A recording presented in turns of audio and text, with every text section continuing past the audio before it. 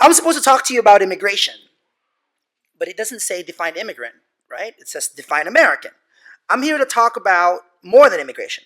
Define American is a media and culture organization that seeks to elevate the conversation around race, immigration, and citizenship. Race, immigration, and citizenship in a changing America. As far as I'm concerned, I'm here as somebody who looks very Asian, as someone who has a very Latino name. By the way, when you see a Asian-looking person with a Latino name, it means they're Filipino. There are 100 million of us, including Manny Pacquiao, the boxer, so it's probably good to know that. So as somebody who looks Asian, who's Latino, who's gay, who's undocumented, who majored in African American studies in college, these are the dots that I'm connecting. At Define American, we've done more than 400 events in 45 states and 190 colleges in the past 4 years.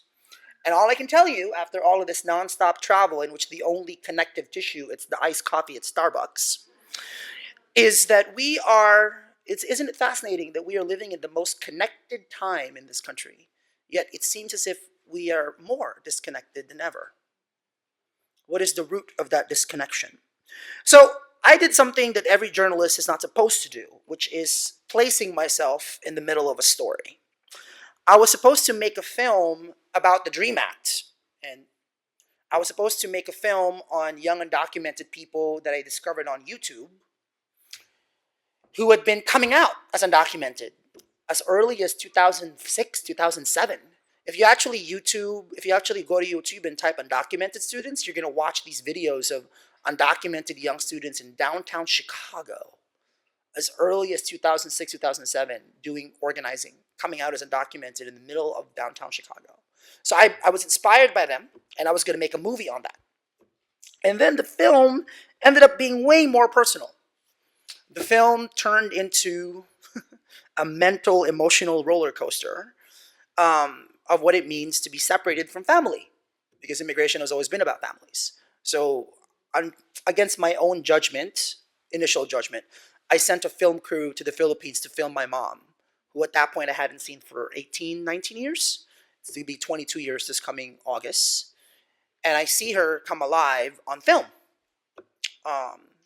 If you're around tonight, they're screening the film here.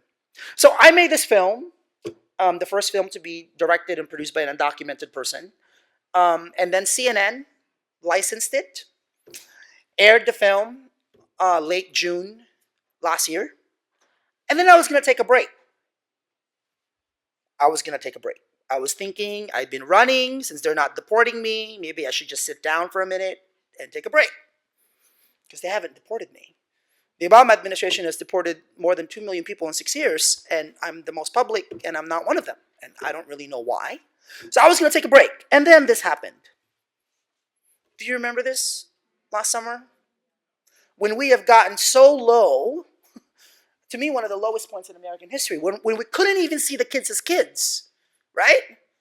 When Hillary Clinton, who I admire, a champion of children's rights, went on television and said, let's deport, send them back to where they came from.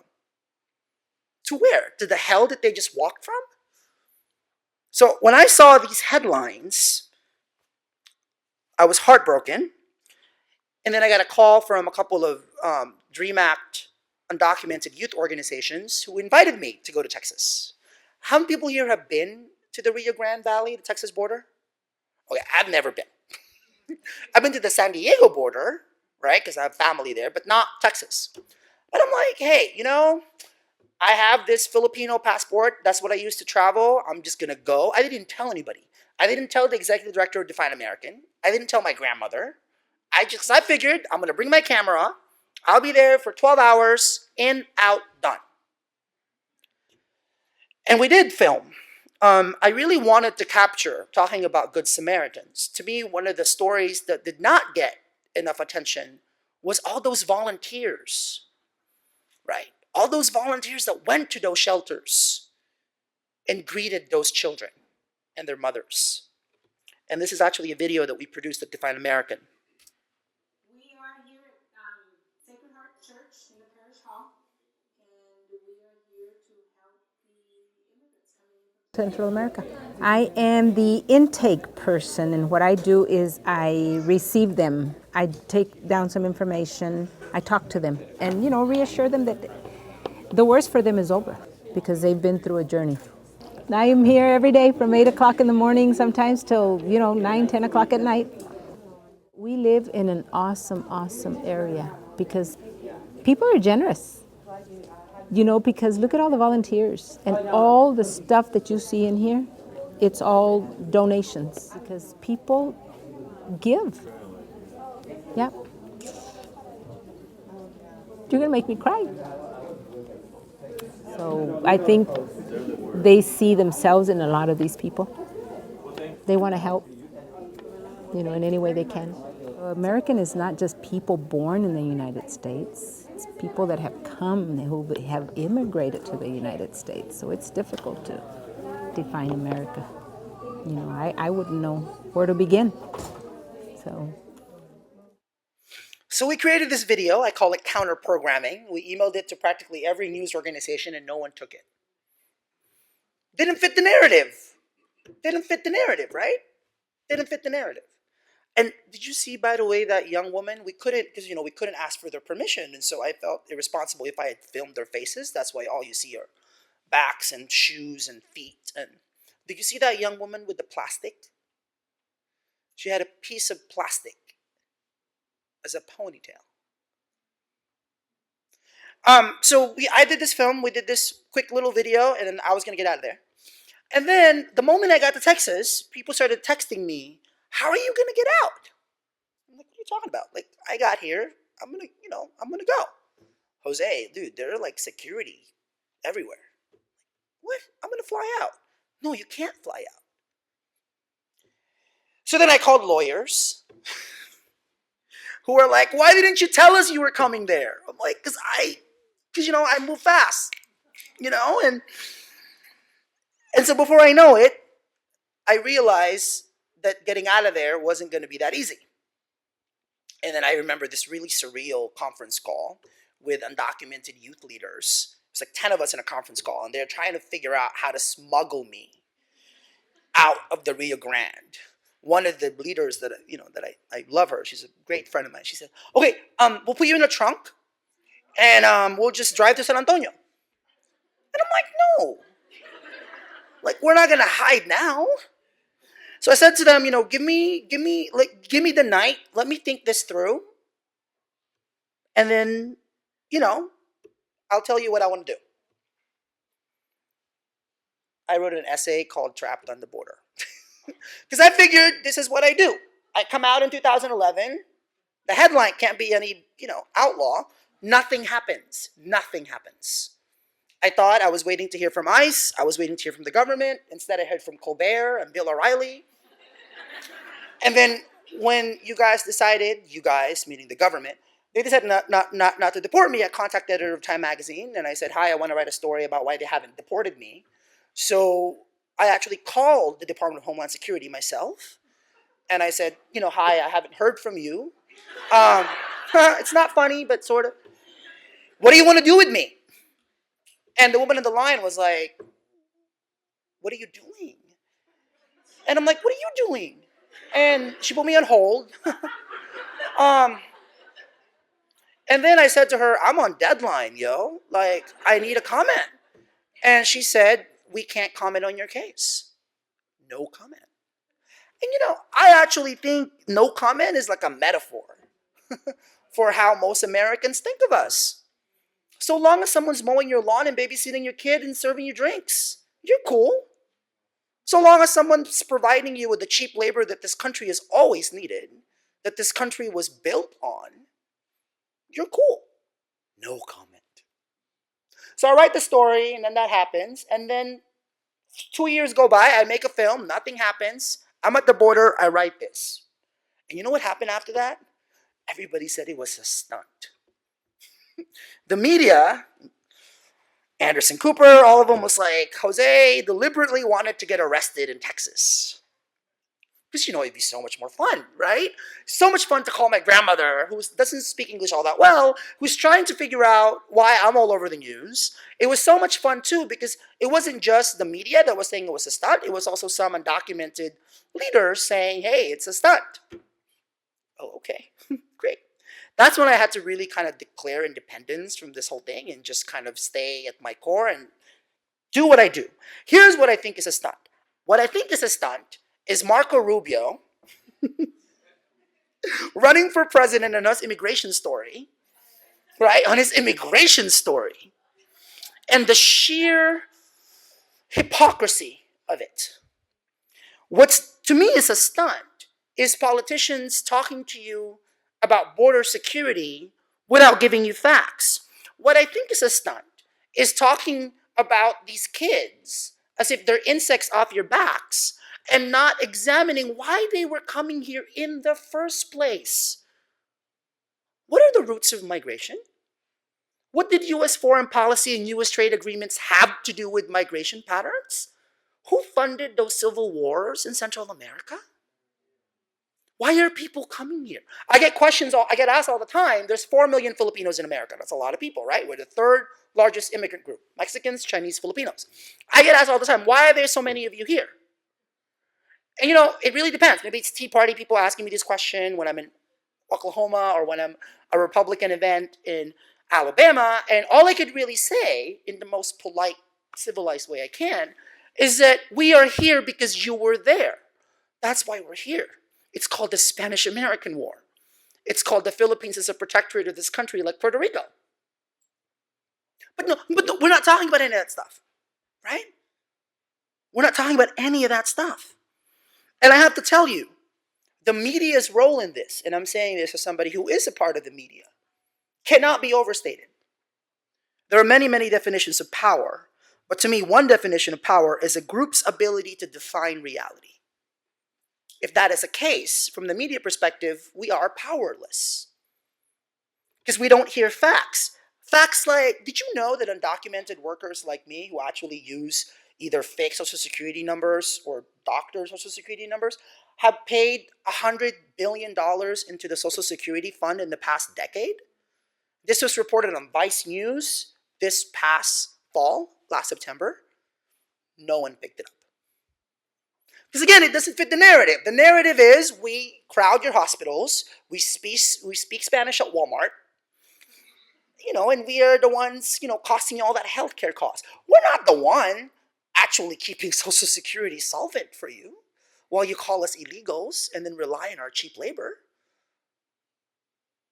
And here's what I find really, really interesting. Since 9/11, I don't know if you knew this, we as a country, our taxpayers have paid $100 billion to protect you from the border, to protect you from Chipotle. What are we protecting you from? And what's interesting about this is you don't even know, when this was reported, that about 40% of people here who are undocumented or here illegally overstayed their visa. So they didn't cross your border. Never mind who crosses border first. But they didn't cross your border. Never mind that, when I came here, I was actually on a plane. I wasn't on some border. My border was the Pacific Ocean. Like your great-great-great-grandparents, their border was the Atlantic Ocean when they came here before Ellis Island and they had no papers. And since I'm here in Minnesota, I would be remiss not to talk about the DREAM Act.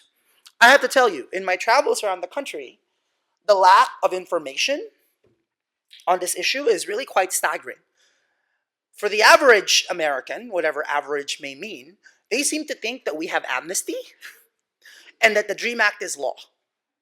There are 25 states, thankfully, including Minnesota, that provide some sort of relief, some sort of scholarship to undocumented students. I was just in Alabama, I was just in South Carolina, and in states like that, if you're an undocumented high school student, you can't go to any state schools in America in 2015, in post-racial Obama America. And this to me is really personal. This to me is really the untold story. The fact that an estimated 17 million Americans in this country live in what's called a mixed status family, right? That's why when Mitt Romney says people should self-deport, he's not thinking about what this means for a family that is mixed status. So I says that I'm Filipino, we're like the Italians of Asia, we have huge families. I am the only one, this is my family, that's my Filipino-American family and my white family that took care of me when I was in high school. I'm the only person in this entire photo who's undocumented. So what do you think happens if anything happens to me? They're all American citizens who are taxpayers who vote. That's what immigration looks like in America, of all racial and ethnic backgrounds. So these are the facts. Facts, by the way, that I'm not sure if the Minneapolis Star Tribune or the other news organizations here cover. But as I travel around the country, I've been convinced that it's not just about the facts. Immigration is a visceral issue. The third rail of American politics, the emotional breakdown of the American Republic. We can't talk about it. This feeling that people, as if something is being taken away from people. In an era when Michelle and Barack Obama are in the White House, JC and Beyonce, Jennifer Lopez and all these Latin people and all the Asian people at schools, when you talk to middle class, working class white Americans, they feel like their country is being taken away from them. And I don't have to tell you anything about that. I'm in Minnesota, right? Immigrants, foreign-born people in Minnesota make up about 8% of your population. The Latino and the Asian population of this state has grown exponentially in the past few decades. I don't know if you know this, but about 2% of your workforce is actually undocumented, many of whom live in what we call mixed status families. So how do we connect what's happening with immigration with all the other social justice movements that are happening in terms of Black Lives Matter, in terms of LGBTQ rights, in terms of the feminist movement? How do we tell collectively the story of this changing America that is getting less and less white? For the first time in American public schools this year, K to 12, white students are the minority all across the country. A new America is emerging and we don't really know how to talk about it. Minorities don't want to be minorities anymore. I'm not a minority, I'm a majority of one, and so are all of you. I don't want to be disadvantaged. I don't want to be disenfranchised. I don't want to be marginalized. Who's marginalizing whom? So the challenge here is our politics have not stepped up, and you cannot change politics unless you change culture. If anything, the LGBTQ movement has taught us this. Can you imagine the past 15 years of LGBTQ rights in this country if Ellen DeGeneres hadn't happened? If Will and Grace wasn't the #1 show on American television for 5 years? Now, mind you, these are white LGBTQ people, right?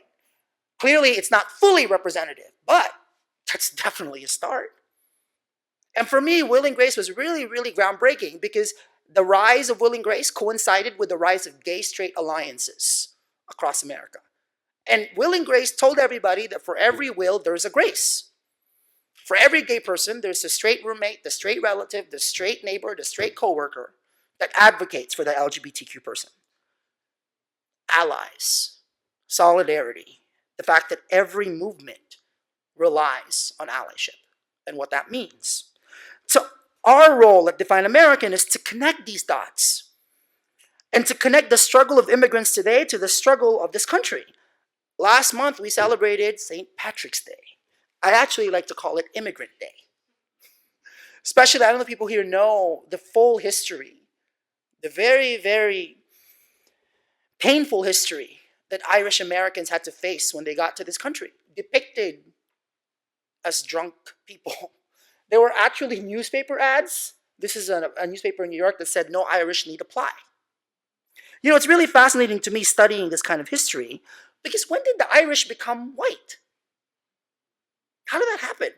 I actually just finished reading a book called How the Irish Became White. In the Philippines, I learned to speak English like this by listening to Whitney Houston and Michael Jackson songs. I didn't know they were black until I got here. I didn't know Julia Roberts from Pretty Woman was white until I got here. Because in the Philippines, we all call you all Americans. We didn't call you black and white.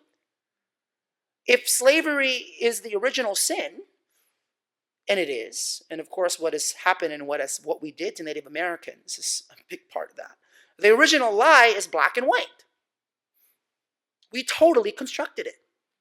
And now that the country is more Latino and more Asian, because of the 1965 Immigration Act, now that the country, Latinos are the largest minority group and Asians are the fastest growing racial group, where do we fit in this black and white dynamic you got going on? Where do we fit in that dynamic? When I outed myself, so to speak, I not only wanted to disrupt what people think of immigration, but I wanted to question the very definition of what constitutes an American. What makes someone an American? I just finished wrapping film for MTV in partnership with Define American on what it means to be young and white in America. We just finished the rough cut. It's going to be pretty controversial.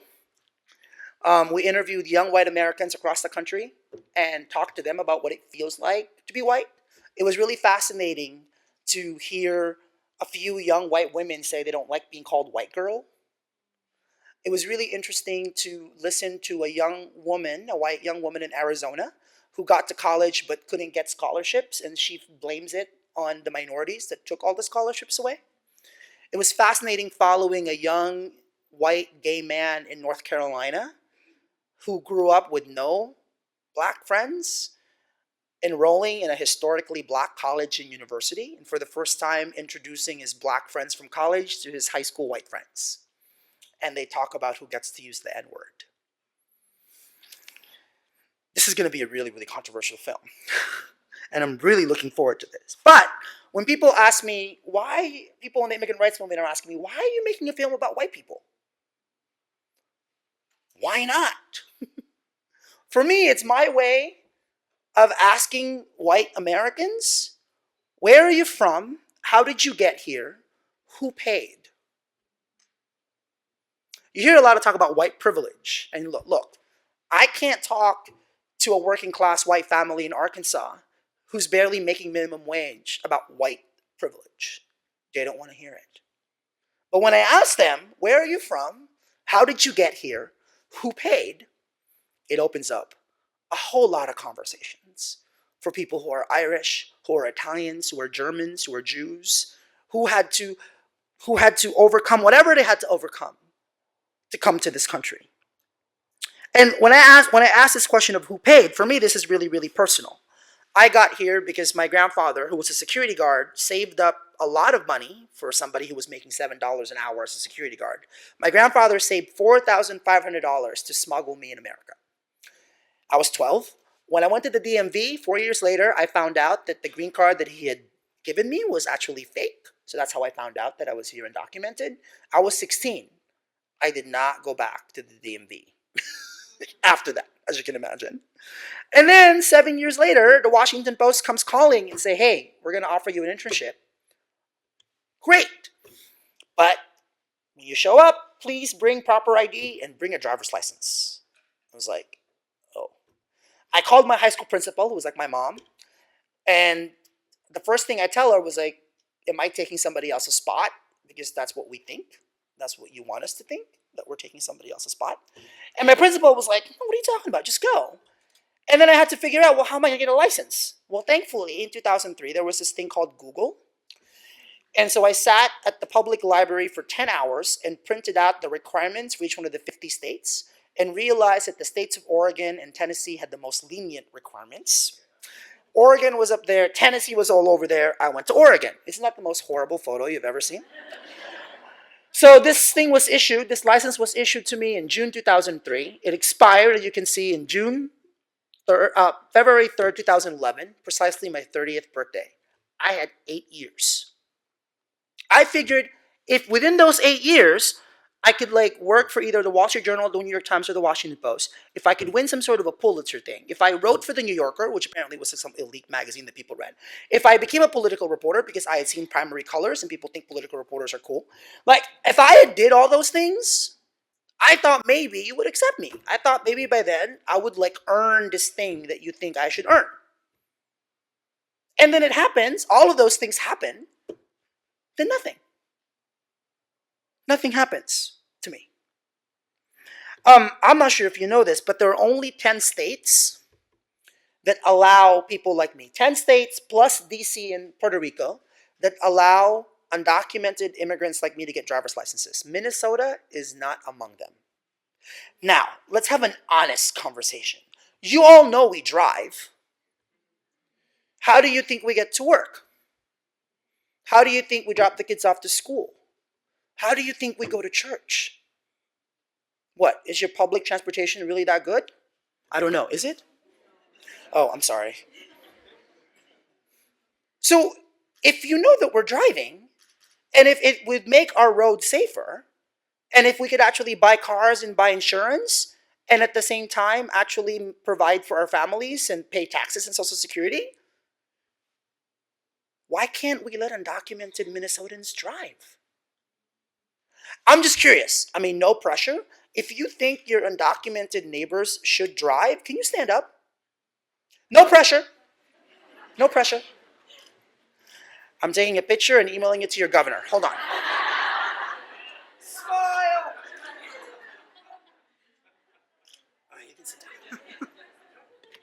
You know, one of the biggest ironies about being undocumented in this country is knowing that your life is limited by pieces of papers, all the while knowing that your life is way more than a piece of paper. And then you ask yourself, are pieces of papers what makes someone an American? What makes someone an American? Aren't we pledging to the same flag? Don't we live in the same country? Don't we speak in many ways the same language? About a year and a half ago, we realized that there wasn't really a symbol for immigrant rights. Unlike the LGBT movement, when there's an equal sign, one symbol. So we decided to hire the people who created that equal sign and create a symbol. And we were brainstorming, what symbol would it be? And I said, for me, it was like pledging allegiance to that flag and singing the national anthem when I thought it said, "Oh, Jose, can you see?" I was like, that's my memory of America. So we decided to use the pledge symbol. And then one of my colleagues said, hey, let's get a bunch of celebrities like Lena Dunham, and Lady Gaga or all these people to do a video and saying that they pledge allegiance and that they support their undocumented neighbors and friends. And I was like, do you really want to see another video by celebrities? No, right? So I said, hey, why don't we get undocumented people to do this? And in the process, out themselves. So I got 20 people to agree to do this. I had a 10-hour shoot in DC. One of them, 2 hours before, bailed out. A Korean, an undocumented Korean-American guy, whose mother owns a dry cleaning place in New York. I didn't realize I'd been going to the same dry cleaning place for 5 years when I was living in New York. For whatever reason, I gave her my credit card. And one time I actually looked at the credit card and I realized she hadn't been charging me. So I went back and I'm like, you're not charging me. Oh, no, it's okay. We're in the same situation. I'm like, what? We don't have papers either. I'm like, what? But we can own businesses. So you can't, Erica, you can't hire me, but I can hire you. Ain't that a trip?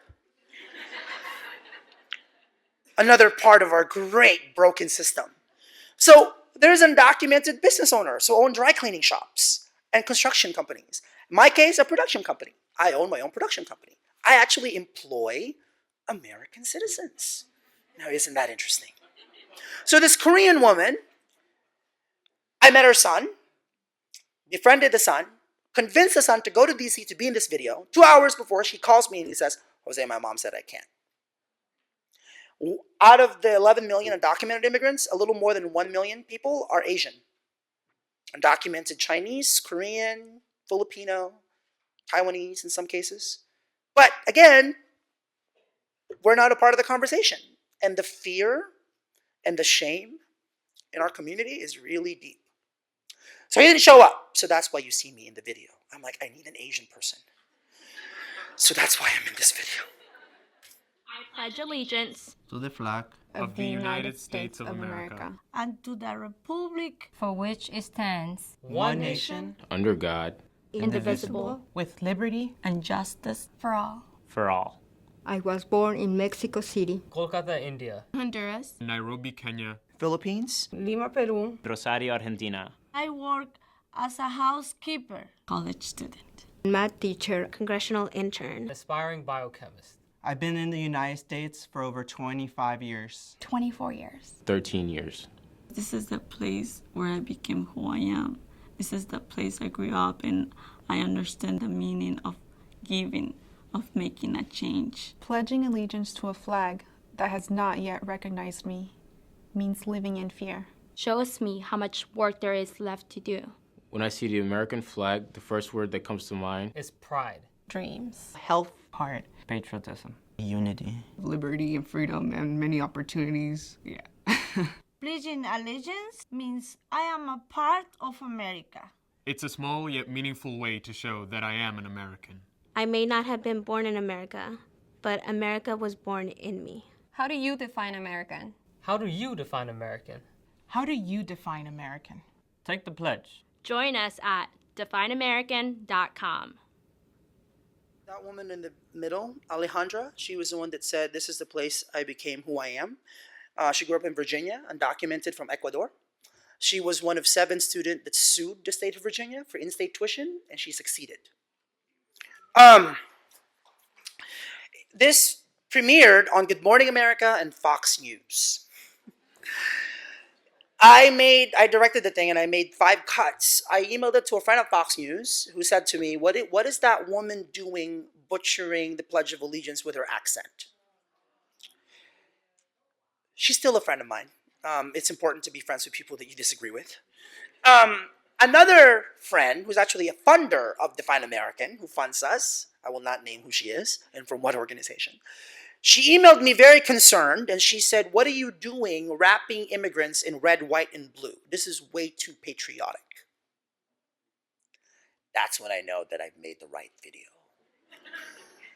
And then I emailed it to Mark Meckler, the co-founder of the Tea Party Patriots, who I've happened to befriend in the past couple of years.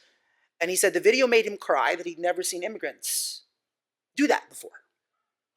I'm like, okay, I have the right video. And then I started thinking, my goal from the very beginning was to claim something you don't think is ours. Is to claim this flag, whose history cannot be divorced from the history of my country that I come from, the Philippines. Is to claim this word American and to claim this idea for the idealism and the optimism of it that we all hold on to, but at the same time fully facing the hypocrisies, the contradictions of the entire history of this country. When I say and when we ask to define American, that's what we mean. It's fascinating to actually think that you can, as somebody who grew up thinking that I was this illegal faggot in this country, to realize that I had a place here, that I have a right to be here, that we have a right to be here. Of course, not only as Americans, but as human beings. I find it really interesting, by the way, that people say that undocumented people like me should earn our citizenship. When President Obama announced the executive actions last November, I would be one of 5 million people who would benefit from the executive actions. I was in DC, and when I found out, I decided I'm going to call Bill O'Reilly's producer and got on a show. Bill O'Reilly reaches 3 million people a night. Rachel Maddow is lucky if she breaks 800,000 people. Go on Bill O'Reilly. Why not? I go on Bill O'Reilly. Bill O'Reilly says, "Jose, I'm really glad that you're going to get to see your mom. Because of what the president did, I could apply for what's called advance parole, as if I'm a prisoner, and try to see my mom, even for a couple of days or so." So Bill said, "Jose, I'm happy that you can do that. But you should know that you're not entitled to be here and that you don't deserve to be here." And I'm sure my eyebrows did their thing. And I was so struck by what he said that I just didn't have the presence of mind to say anything back. I didn't know what to say. I just couldn't believe he said that. Thankfully, the following day, I was on another television show. And he asked me about what Bill O'Reilly said. And then I finally had the presence of mind to say, what did Bill O'Reilly ever do to deserve to be here? I sincerely hope, by the way, if you're an American citizen, can you raise your hand? I hope you value what you have. And I hope you don't take it for granted. And when you say that we should earn it, I would politely ask you, what have you done and what are you doing to earn yours? I actually think undocumented people in this country tell us and show us what it is to be an American. Because it's not something that lands in your lap. It's something that you actually have to work for. And this question, to me, is at the heart of a country that is not only changing demographically, but is changing culturally. How do you define American? Thank you so much for having me here this afternoon.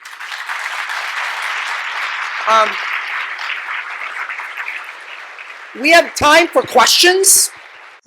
We have a microphone. Please ask whatever uncomfortable question you want to ask. Yes, sir. I have a complicated question. My partner is a Filipino American. After 18 years of sitting around my in-laws' dinner table, where Tanglish is often spoken. Oh my God, did you just say that out loud? Taglish, that means Tagalog in English, like like Spanglish, right? Same thing, yeah. The discussions have broken out, and even discussions about you, as some of the people sitting around that table have waited 18 years, 12 years, 16 years. You know what I'm talking about. Oh yeah, my mother is in a 16-year waiting list. Yeah, my partner, because we didn't have gay marriage in Minnesota until a couple years ago, we were together 13 years before he finally was able to get citizenship through his work. So how do you answer some of my in-laws around the dinner table saying, we waited, why can't you? Are they here? What? Your in-laws, are they with you? In the U.S.? Yes. Yeah, I mean, most all of them are here. No, I wish you brought them here. I would They're have mostly not in Minnesota. Oh, okay. Too cold. Well, sir, please stay over there. I actually, and I'm so glad you asked that question, because there's this assumption that I don't know who spread this around. Would it be Fox News? There's this assumption that we want to cut people off the line. Like we just want to squat like in the front of the line and kick everybody else off. Who spread that rumor around? I'm serious. Who spread that rumor around? I will be more than happy. If you want me to wait 18 years, I'll wait. I don't want to knock you off, your line. I'd be happy to wait in the back of the line. And then, while I'm waiting in line, by the way, question, is this how we run an immigration policy in the 21st century? I mean, really? If we just took all of the visas that aren't used every year and took them and gave them to the people waiting, everybody could get in. But sir, but the thing is, okay, so we're talking about the legal process, right? Mm-hmm. Yeah. We cannot, and I'm just going to be honest about this. When Mark Zuckerberg, I knew him because I profiled him for the New Yorker, and then I outed myself 6 months later. So that's how I know Mark. When Mark called and said, hey, I'm going to start an immigration group, I was totally surprised. Great. Mark, if you start an immigration group and all you talk about are H-1B visas for engineers, I will be the loudest person. How? You can't do that. And he said, no, don't worry, I'm not going to do that. Great. We cannot talk about the legal process without talking about the fact that we rely on cheap labor in this country and that we're completely schizophrenic and that we put a sign up that says keep out of the U.S.-Mexico border, then 10 yards in we say help wanted. You can't have it both ways. So I think, which is why, to me, what's really sad is, given how much we hear about immigration, how often are we actually having these kinds of conversations and asking these questions? We don't. I think before we even decide on what this policy is, we need to do something like this. And this is what Define American is hoping to do more of, especially in yet another election cycle. Thank you. Thank you. Any other questions? Why did my voice just go down? I don't know. Yes, sir. I would say, so I'm sure you've thought about what would or could have happened if you were deported and if you went back home. And I'm wondering how much you've thought about how would that change things for you? Would it be any different? Would you do anything differently than what you're doing now? So actually, that was so. After I had the writing contract at the New Yorker, as a writer, that was it for me. I thought I'd get published in the New Yorker. What else do I do with myself? I don't know what else to do. I guess I was gonna do a book on clickocracy, one nation under Google with Facebook and YouTube for all. And then I was offered to do a book on Mark Zuckerberg. And so I was thinking, okay, why don't I just self-deport? The original plan was I would self-deport to the Philippines, then come out from the Philippines. I thought it would be safer for me and safer for my family. And I thought about that for a good 3-4 months. I had resigned myself into thinking that that's what I would do. Then the DREAM Act failed the Senate in December 2010. And then I had to really ask myself, what am I fighting for and what this country has made of me? Because I was thinking, if I left, what a cowardly thing to do. Especially for someone who has been as privileged as I am. I've been very privileged. Now, mind you, I worked my ass for it. But I've been very privileged. What message would it send that I can just leave? And, I can write from anywhere. Google doesn't require a passport. I can be a writer anywhere I want to be. And, I have to tell you, sometimes when this thing gets really hard, I don't know if you saw this on my Facebook. I put on my Facebook last night. Actually, I was at the airport in LA. And some guy, I was waiting. I was in Delta, waiting for the flight. And this guy approaches me and he's like, hey, aren't you the illegal one? I'm like, yes, I'm one of the 11 million undocumented Americans. He's like, huh? And all I can say to him, sir, I'm not your illegal. I am not your illegal. We are not your illegal. And then he said, you're not supposed to be flying. Then he walked away. And I'm waiting there. I figured to save myself, I tweeted about it. I put it on Instagram. Just because I'm waiting for him, because I thought maybe he was going to try to find the ICE agent or the TSA agent at the airport. But he did it. Maybe I scared him. I don't know. But there are times like that when I'm just like, what else do you want from me? What else do you want from us? No, really, what else do you want from us? This is on you now. This is on you. Aren't you just amazed that these parents haven't given up for their kids? Can you just imagine, when I was in because when I got arrested in Texas, they put me in a jail cell. It's not a detention center, it's a jail cell. And they put me on this for an hour. I was detained for 8 hours, so it wasn't too long. I was detained at your jail here for 6 hours. So this was more than that. It was only 8 hours though. So I was in the jail, but for an hour, they put me in the exact same cell as the kids. So 8 to 10, 12-year-old boys, they separated them by gender, so I wasn't with the girls. And they were really confused by me, because the guards would say, Jose Antonio Vargas, and they're like, and a couple of the boys were touching my hair. It was really long, and I think they've never seen spiky Asian hair before.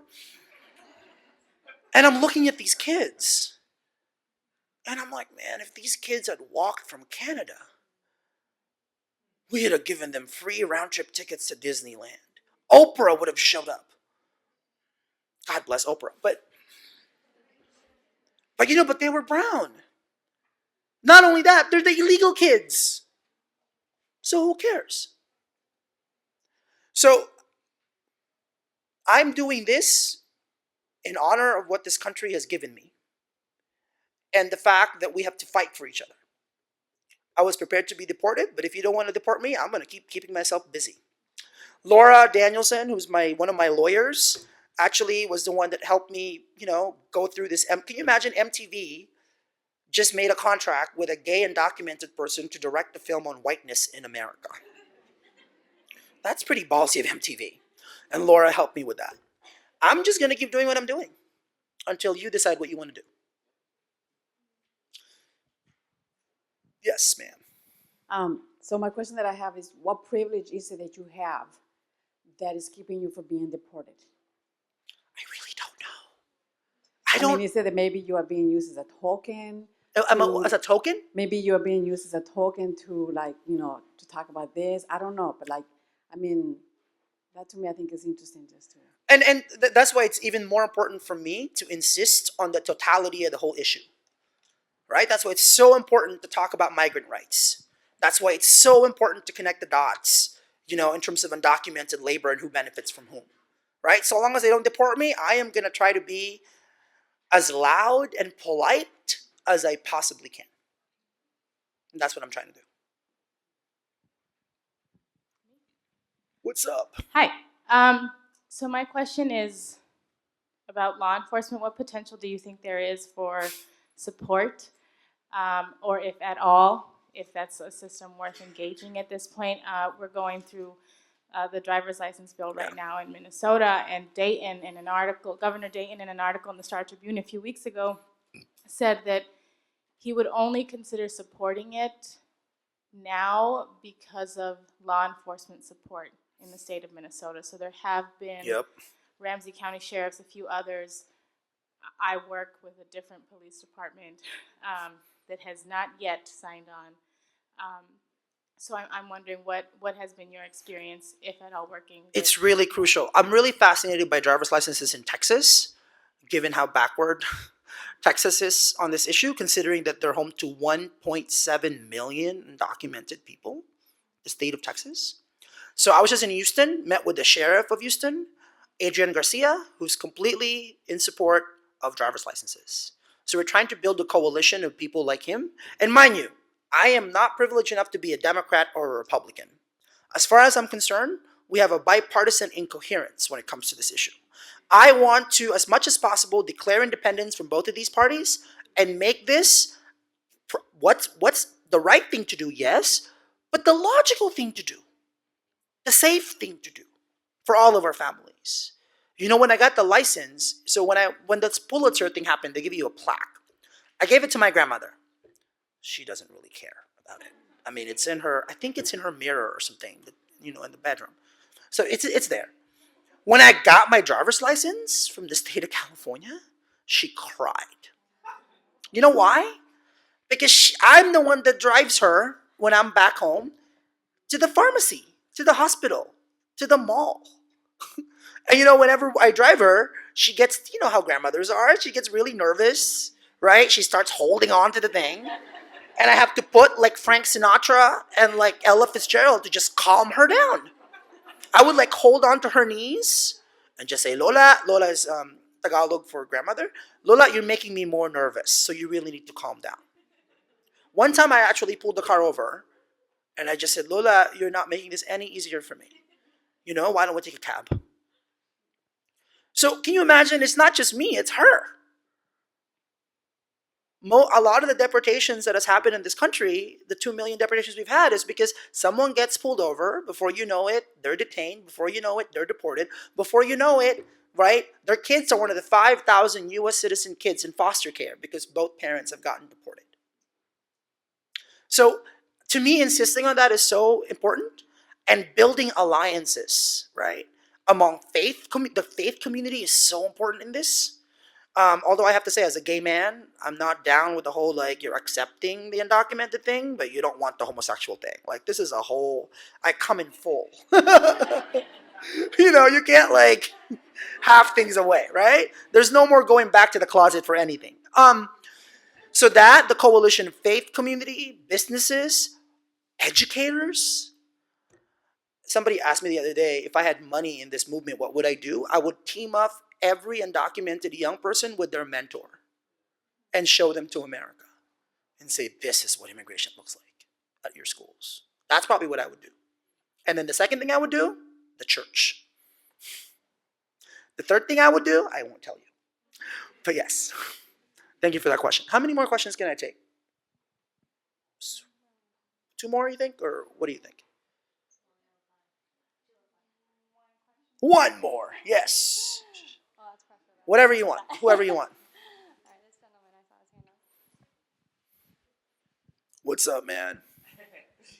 Hi. So first, I definitely, I thank you for coming here. I think I identify a lot with your story as an undocumented Filipino studying African American African studies. Yeah. And we kind of look alike. What's your name? I'm Ken Gonzales. What's your last name? Gonzales. Totally. So there's the Latino. See, look at the part, Filipino yeah. guy. Asian face, Latin name. See, I'm not lying.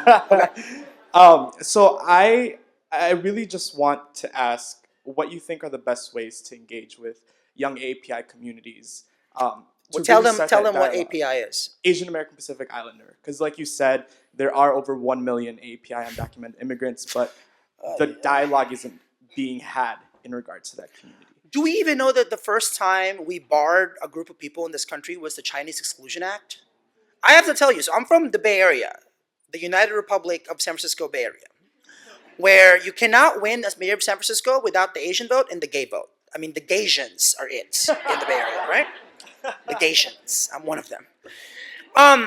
It was really depressing how many Asian people in the Bay Area don't really care about this issue at all. So I give a lot of uncomfortable talks, and among the most uncomfortable is when I got in front of 500 Asian Americans in the Bay Area, and I said there's more to being in America than driving a Lexus and buying a nice house. Are you civically involved? I almost had a heart attack when I was in Chicago in front of 300 Filipinos before the 2012 election. And I asked people, how many here are American citizens? Everybody raises their hands. How many people here are registered to vote? Oh my God. Guess, out of 300 people. How many people raise their hands? Ken? Probably 0. No, it's not that bad. 40 people! But I was like, put the egg roll down. We call them lumpia in Filipino. Dude, what are you doing? Right? I actually think for me, the bright spot in California is seeing like the young undocumented Asian community working with the young undocumented Latino community. I mean, that's when I know things are changing. And then when Black Lives Matter, they're completely all together.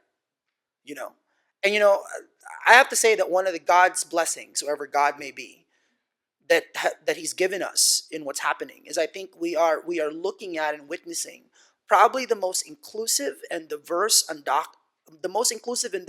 youth movement this country has ever seen with these dreamers. And I think talk about feminism, talk about LGBTQ rights, talk about Black Lives Matter, all of that is in play when you talk to undocumented young people. And it's precisely that I think is one of the blessings of what's happening. What doesn't break you makes you stronger, and I think it's making us stronger. So, thank you. Thank you so much for coming.